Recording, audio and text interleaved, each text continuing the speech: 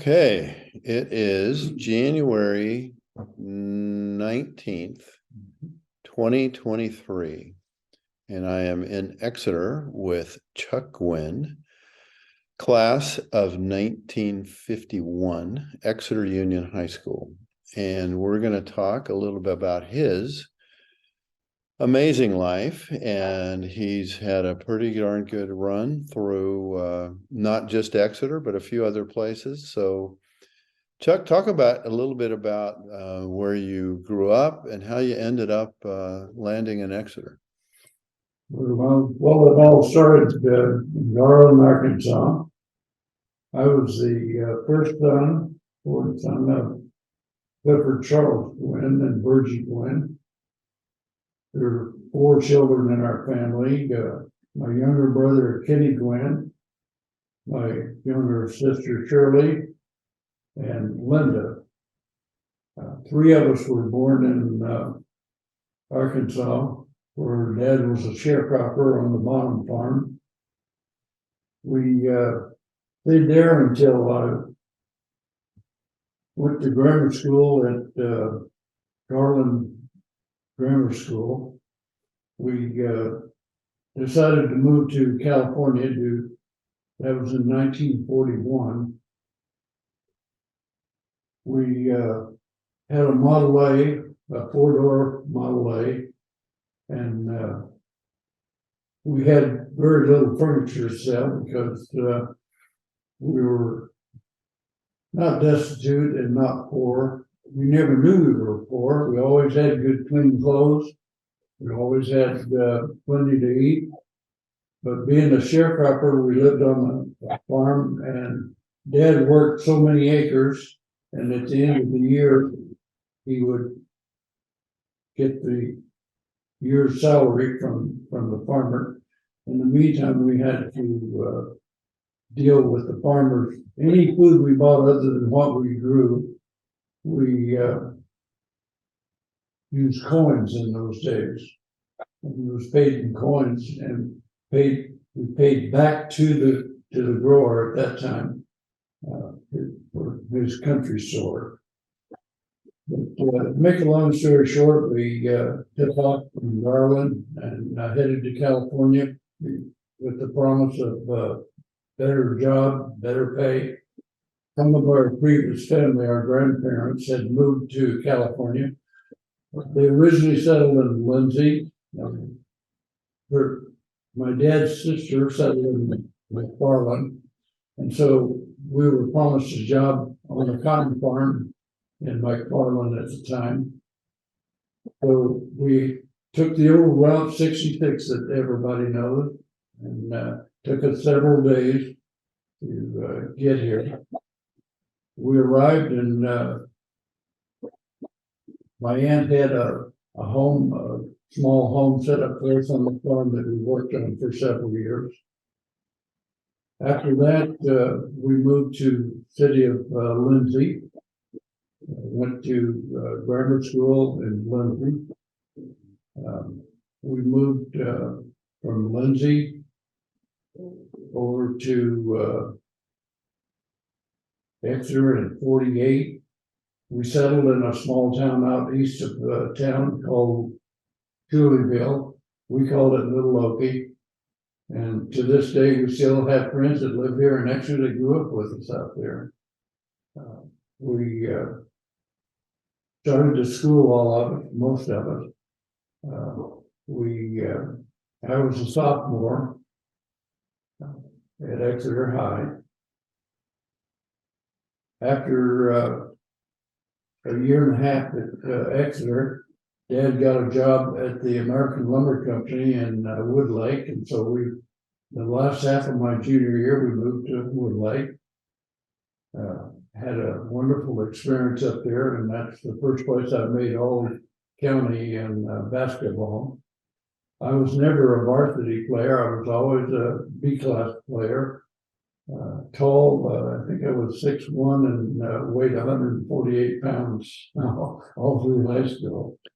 Well, your senior yearbook, they have what they used to call the senior wills, and it says, I, Charles Guinn, Will, something about your skinny body, the fact that I'm 4 years older and my little brother Kenny is in middle school, he's still bigger than me. Right. Something like that. Bigger and mean. Yeah. Then he came into Exeter High School the year after I left, and turned out to be a fantastic student, along with a fantastic athlete. He eventually won a scholarship to USC for football. Well, we're going to talk about Kenny another time because he's a whole story in itself. I want to focus on Big Brother, Chuck. Well, Big Brother Chuck has never had much publicity, but I've lived a good life. I've been associated with people in the city of Exeter that are pioneers of the area. Talk about that. I've had coffee with the Pogues, the Gills, the Dungans. You can Pinkhams, you can name any family, and I've associated with them or their kids. Yeah. And it's been a wonderful several years. Of course, at 89 years old, you know, you kind of skip around with your memories a little bit. Well, go back a little bit to just what do you remember about Exeter High in 50, 51? Okay. About teachers or coaches? Okay, we started out, we moved back from Woodlake to the city of Exeter my senior year. I played football. I was the left guard on the championship football team. And we had a lot of good players. I played center on the basketball team. I ran track and I lettered swimming.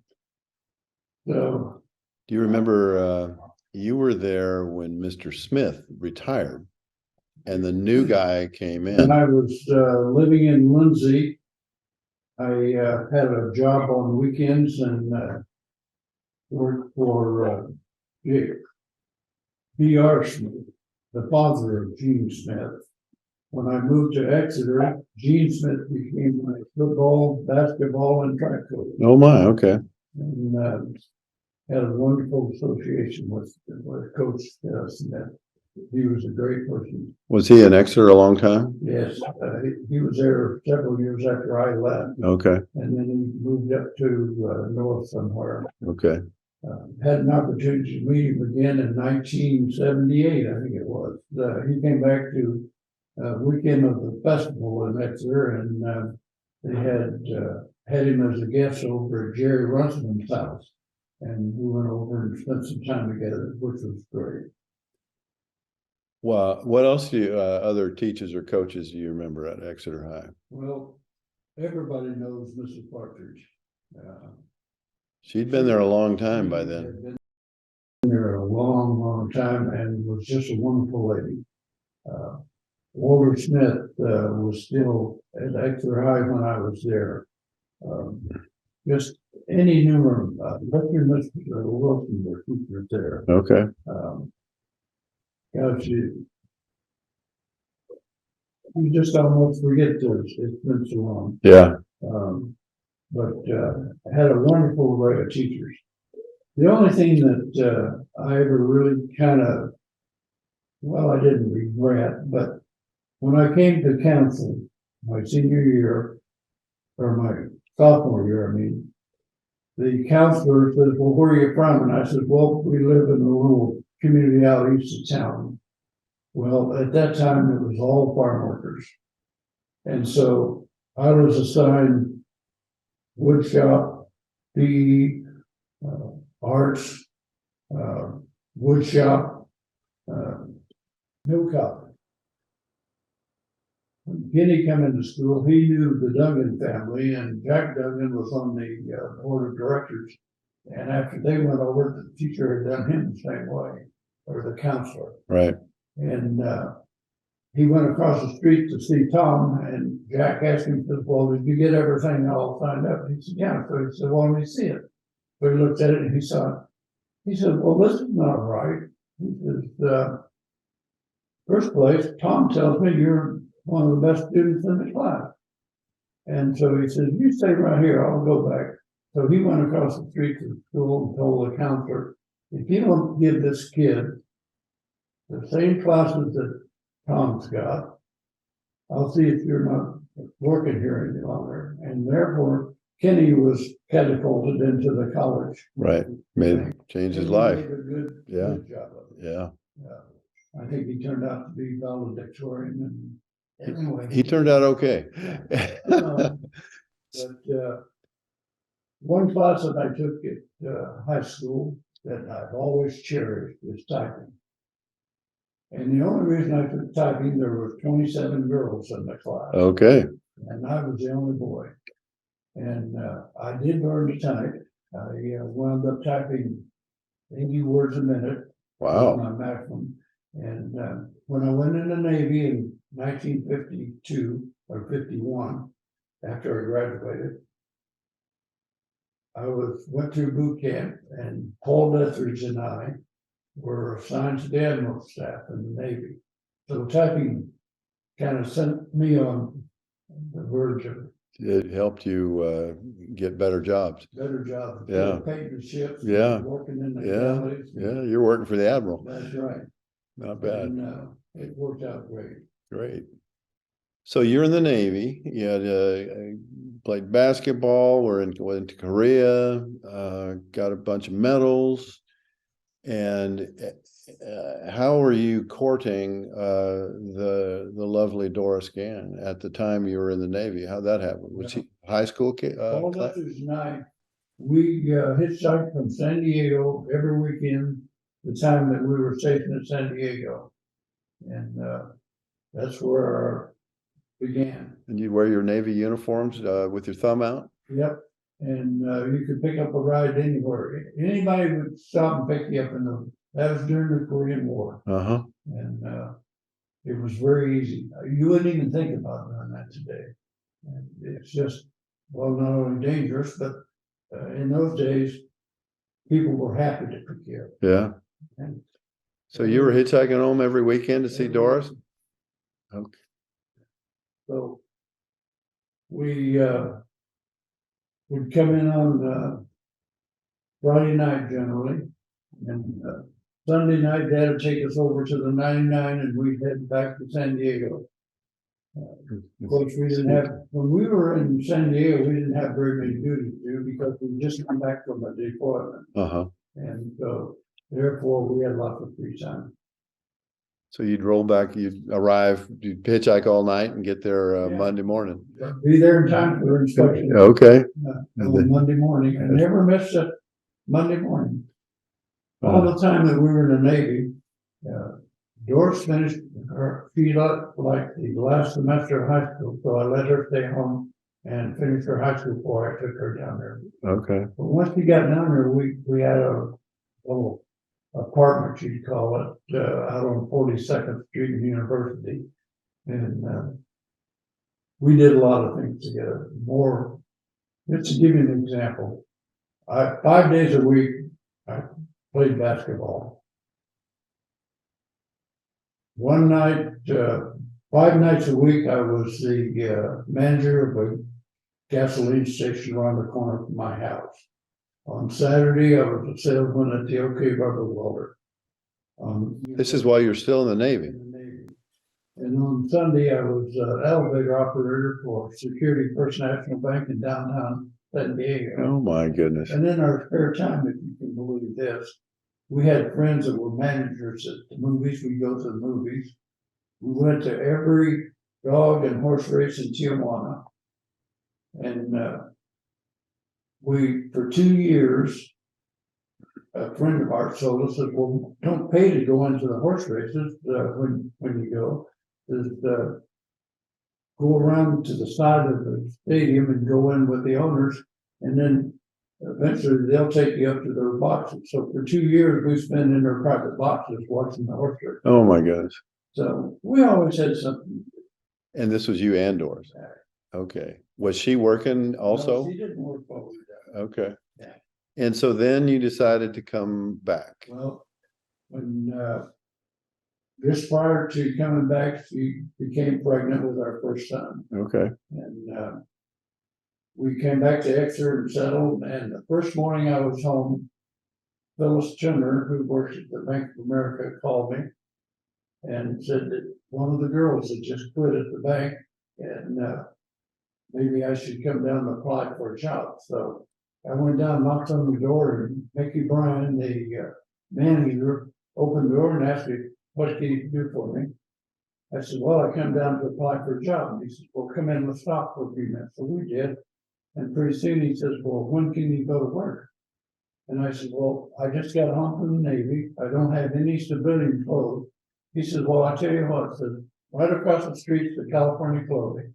He said, "You go over there and get you a complete suit and shoes and everything, charge it to the bank, and be back here at 1 o'clock." Same day. Same day.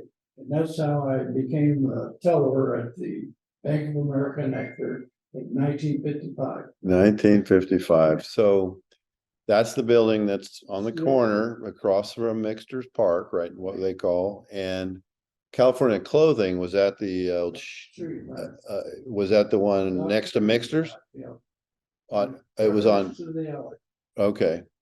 So you were spiffed up and ready to go. Right. How long were you at the Bank of I America? spent 5 years at the bank. So what was that like working at a Bank of America from 55 to 60? I was only getting $200 a month to start, and I applied for a VA loan to buy a new home up on Maple Street. And the VA man said, "Well, we can't loan you any money. You know, you've only been there a few months." He says, "But wait till you get your first raise and call me." So 3 months later, I got a $25 a month raise, and I called him, and he approved our $9,000 home on Maple Street, 508 Lenox Street. Okay. So you were feeling pretty good about life. Well, I thought we were on top of the At world. top of the world. Here's that sharecropper's kid buying a brand new home.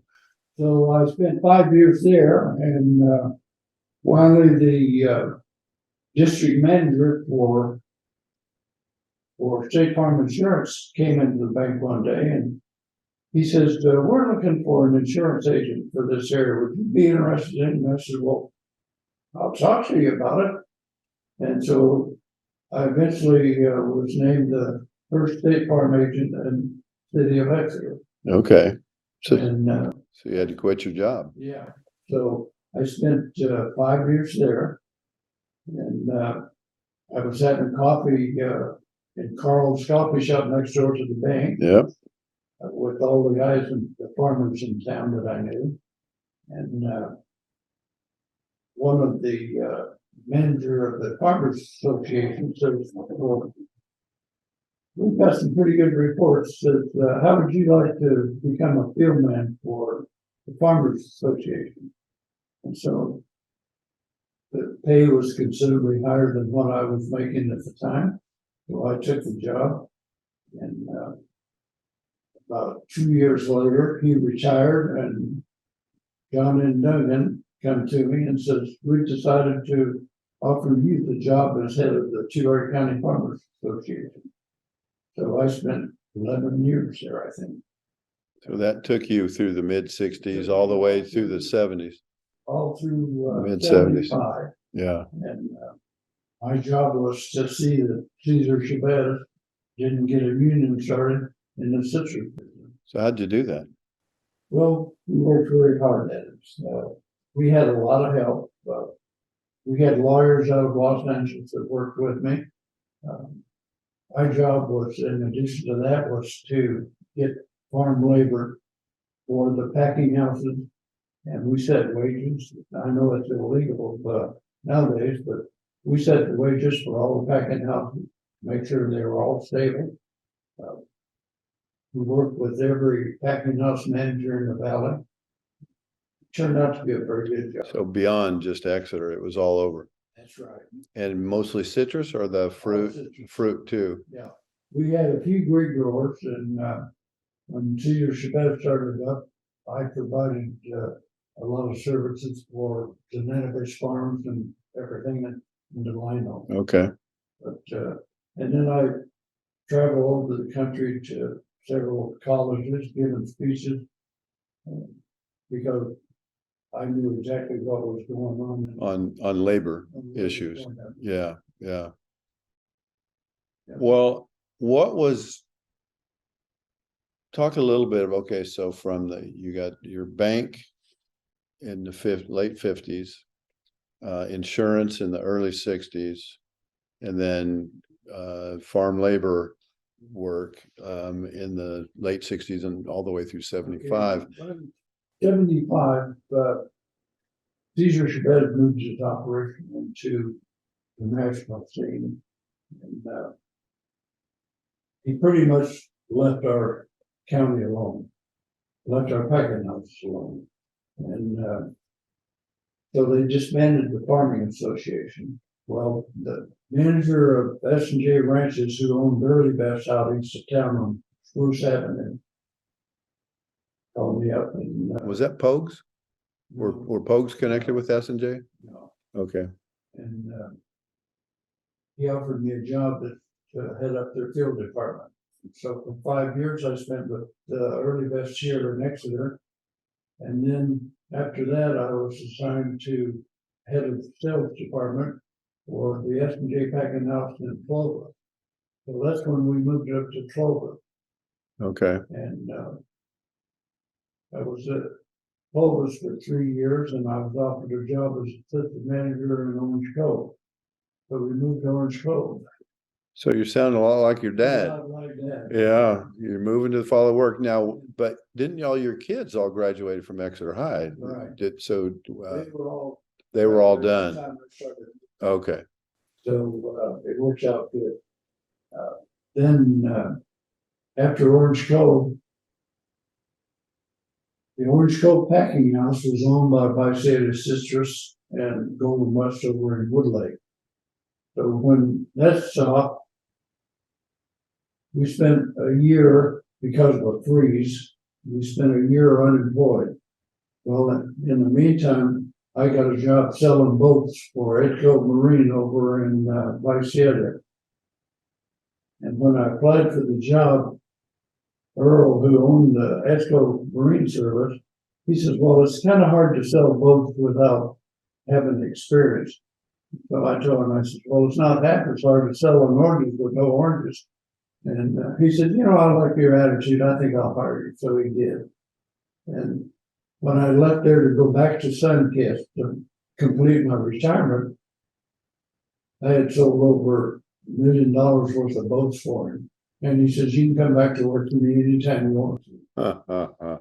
So anyway, I went back to Sunkist, and Gilmore Pyru called me and said, we'd like you to be our Northern and California operations officer. So we're there until my retirement in 95. I was their operations officer. After retirement, they said, well, we'd like for you to work at least another 2 years for us. So I worked on the contingency with them for 2 years. And I drew my unemployment, I drew my retirement, and I drew my You're doing okay. salary. So we were fine. In 1998, the wife and I decided to start RVing on a full-time basis. And so we bought a 34-foot motorhome, diesel motorhome, and we traveled back to Arkansas to see her brother. And on our way back, we stopped off in Wyoming, and we were visiting a fish plant that they had there north of Jackson Hole.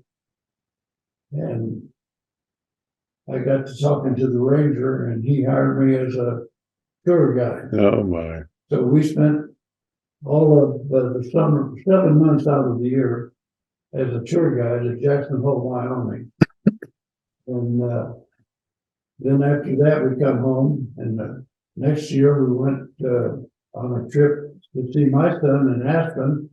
And when I got to Aspen, I was talking to a guy from Rocky Mountain Recreation Company, and he hired me as a camp host. And so we spent 7 months in Aspen. Well, I came back for a second year there. And at that end, he lost the contract, the White River National Forest, and the new company come to me and offered me the managership of all the campgrounds in Aspen, Colorado. And we spent 4 years there, taking care of that 7 months out of the year. After that, Doris and I came home. We spent a year here, and we went to Quartzsite, Arizona, to a big show they had down there where all of the people that have RVs come. This little town has 200 people in it. And the last week of January of every year, they have a big RV show there, and over 2 million people bring their RVs and come into this town. And so while I was there, we went to the big show, and there was a kiosk there, and they were offering jobs. So I asked the guy, I said, well, where do you have jobs? He said, well, we have them all over the United States. And I said, well, tell me where you have some of them. Well, it turned out that Wishon Lake, just up by Shaver Lake, was available. I said, well, I could do that.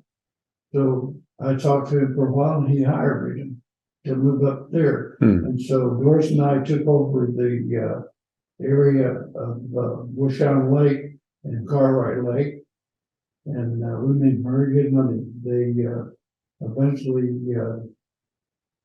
paid us like $168 a day a piece for 5 days a week work. So my son, we had to take care of clean up the campground, and my son, who's a good mechanic, fixed the pressure washer and everything for us, and put it on the back of our car. We could clean all the restrooms in 1 hour a day. And so for 4 years, we worked 1 hour a day at a good price. So we traveled for 13 years total. And then I finally gave it up. And came back here. Yeah, settled down. All right. Well, talk a little bit about how in the world you got into your hobby of flying. You know, I want to note that propeller behind your head. Okay. In the Navy, I was on a carrier, and I always loved the airplanes. And I kept after the admiral to take a ride on one of the airplanes. And so one night he says, I'm tired of you asking to fly. You go down to check out in the 50 caliber machine guns, and you can ride tail gunner on one of these TBMs. And so I went down, checked out, went up that night to go on night patrol over Korea. And our chief petty officer in our squadron came by, and he says, Guinn, what are you doing here? I said, well, I'm going to go on patrol tonight. He says, you know, I've been in the Navy for several years, and I've never rode. I said, I think I'll take your place. And he did. Well, the admiral and I were on the bridge the next morning when the plane's coming back. And it just so happened that his plane come in and missed all 3 tail hooks and bounced and went over the side into the water. Oh my. Well, they all survived. All 3 of the guys got out, and from the ship on the conning tower where we were, we could see the pistol flares going off every once in a while. But we sent a destroyer over and picked him up. The destroyer brought him back the next morning and hooked up one of those share rigs that go across. And the admiral said, Guinn says, I think you ought to go down and meet the chief and thank him for taking your place. And so he did. Well, I've always been interested in aviation. So when I come home to Exeter from the Navy, I looked up a retired captain, Eamon Fonville, here in Exeter, and talked him into buying an airplane. And he and 12 other guys formed the 12 High Flying Club. And he taught us all how to fly. Who else was in that club? Oh, gosh. Eamon Fonville, Dana King, Skip King, Dr. Zinke, Dr. Bowles. There was just a conglomeration of guys.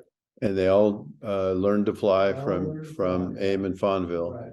And then you guys just traded time on the We bought a second airplane and then pretty soon a third airplane. We flew out of Premier Airfield. And that's just south west of town. Yeah, Yeah. 2 miles. Yeah. And I was the only one that went beyond the private pilot. I got my commercial license, and then I got my instructor license, and then I got my glider license, and I got my Los Angeles license. Then I went to the flight academy at Santa Monica and got my airline transport license for airliners. Passed that. That's the sort of the master's degree of flying. And I've been very fortunate. I've been a banker, a fireman, a policeman. Well, I want to back up to that pilot stuff. How often would you fly? Oh, I flew every day. If you were in an airplane every day, I thought the world was coming to an end. Well, but you're working full time. You got kids, and you're working full time. How'd you squeeze in flight time? A beautiful wife, and she put up with my flying. Okay. And so you fly after work? After work, flew at nighttime a lot. Okay. Always out of Pruner. Always out of Pruner. Well, I flew out of everywhere. I flew out of Porterville, Fresno. Right. I flew U.S. Air Mail out of Fresno. I'd take 1,000 pounds of mail, fly to Bakersfield, unload 1,000, or I would have employees meet me there. They would unload 1,000 pounds, and then I'd fly them to LA International, unload 1,000 pounds, put 2,000 pounds back on and come back the other way. And then I flew, after that, I flew parachute jumpers out of Taft. After that, I flew for the Forestry Service, Park Recon, and then I flew for the U.S. Forestry Service for air attack. I'd leading the Boric bombers in on fire. So You've had some stories. I've had some. Just the flying part alone, and you're doing all that while you're still working somewhere else. I work all the time. I have over 6,000 hours. Good grief. Oh my goodness. When's the last time you took a flight? It was about 3 years ago. Okay. Right up there on the wall is a picture of the first airplane I flew, a tailcraft, with 65 horsepower. And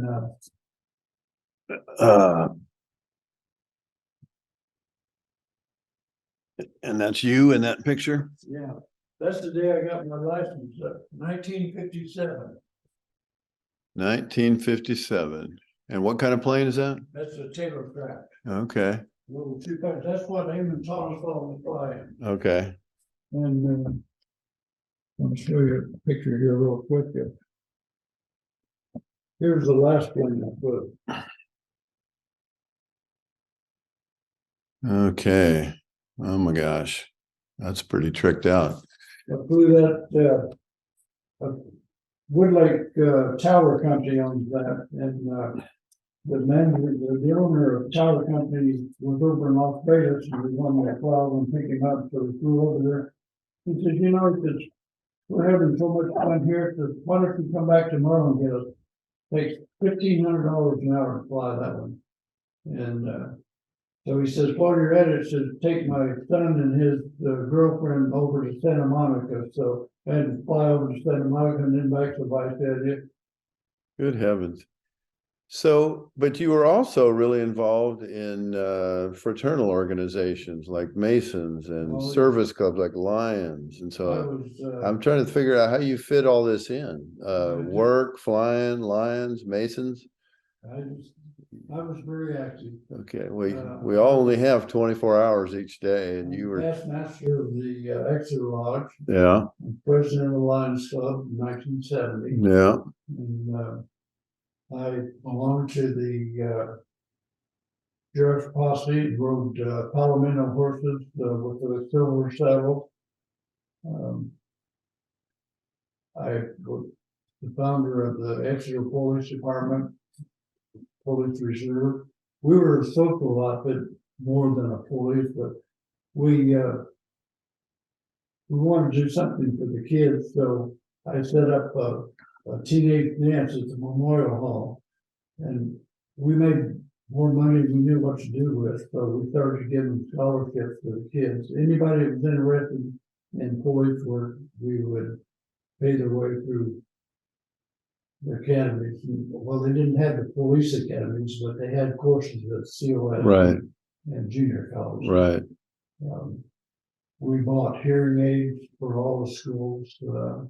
We had a good time. Yeah. Well, I want to back up a little bit to your various stops after you got back from the Navy when you were a bank teller. What was that like, being a bank teller at Exeter on the corner of downtown Exeter? You must have met a lot of people, and talk a little bit about that experience, and then shifting into insurance in Exeter, because you obviously were based here. How did that connect you with people in town? Well, I enjoyed the bank teller job. Like you say, you met a lot of good people. Only in all my years there, I only had one bad check, but we found the person that gave it to us and got our money back. But it was sort of well, it was one of those situations where everybody knew everybody, and you trusted people in those days more so than they do today. It's true. I was there when they remodeled it and moved doors and everything. So we went through all that together. We had a good staff. A lot of the girls I had gone to school with, some were older than I, like the Rydales, and we got to know everybody in the city of Exeter, and that's what I really enjoyed about it. We were just almost like a family to them. And when I moved from the bank to the insurance, I just moved next door. And when you say next door, was it next door towards, not on Pine, but on E? yeah, on Pine. Oh, so it's next to Carl's? Yeah, right. It's between Carl's for the barber shop. Oh, okay. That was your office? Yeah. Okay. Jack Ward was in insurance, or in the real estate business, and I was in the insurance. In the same office? Okay. We stayed there for a couple of years, and then Herb Balaam, who was a real estate agent down by the alley, come down one day and said, "Hey, folks, would you like to move into my office?" And says, "I'll pay half the rent, and you two split the other half." Well, that was really good for us at that time. So Jack and I moved down to the alley with him. Herb was in the back office. Jack was in the middle office, and I was at the front office. So it worked out real well. That's down close by the Mercantile? Yeah. Yeah. The other way. Oh, the opposite way. Down towards where the security bank is now. Oh, okay. Okay.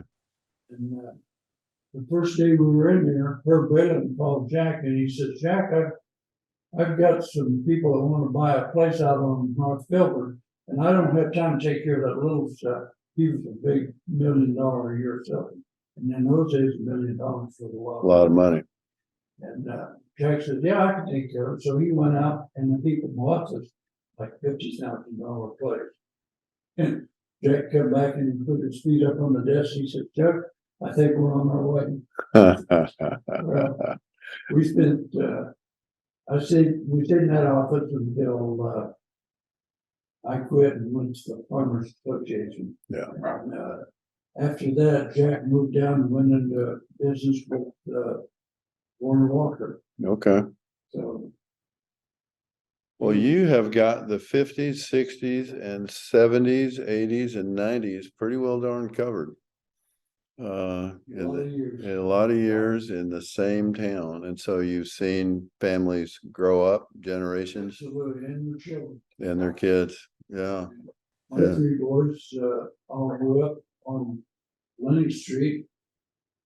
We're very lucky. Yeah, none of them got involved in drugs. My oldest son, just retired, vice president of the US Bank. And, he's just bought a new home in San Diego. John, of course, owns the chapel here in Exeter, doing well. And, Michael, just retired after 39 years of doing the same job I had with Marshall Senior Citizen. Okay. So all the kids have done well. I've got 16 grandkids. We've got 11 great grandkids. So we've got a big family. Yes, you do. Yes, you do. It's just been a marvelous. You've had a great run. I've been retired for 28 years now. Okay. And still staying busy. Still doing a few things. Yes, sir. I don't do as much as I used to. Yeah. Well, I'm so glad you carved out some time to share some of your life with me. Well, I'm happy to do it. And